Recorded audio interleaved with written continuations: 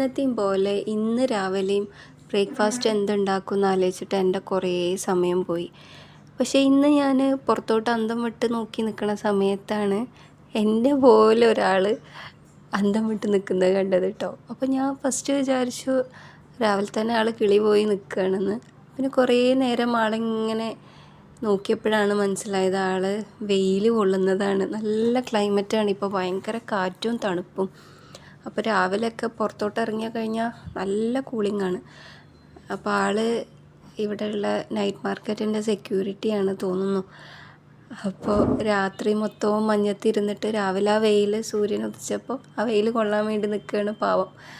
അങ്ങനെ കുറച്ച് നേരം ആളെ നോക്കി നിന്നപ്പോഴേക്കും എൻ്റെ ടൈം പോയി. പിന്നെ ഞാൻ കിച്ചണിൽ കയറി കിട്ടിയ വെജിറ്റബിൾസൊക്കെ എടുത്ത് ഒരു തട്ടിക്കൂട്ട് സേമിയം ഉപ്പുമാവ് എന്ന് പറയാം, അതുണ്ടാക്കി കേട്ടോ. ഇന്നലത്തെ ചിക്കൻ ബാക്കി ഉണ്ടായിരുന്നു, ഗ്രില്ല് മേടിച്ചതിൻ്റെ ബാക്കി ചിക്കനും പിന്നെ കിട്ടിയ പച്ചക്കറിയൊക്കെ ഇട്ടിട്ട് ഒരു നൂഡിൽസ് പോലെ ഒരു സാധനം ഉണ്ടാക്കി.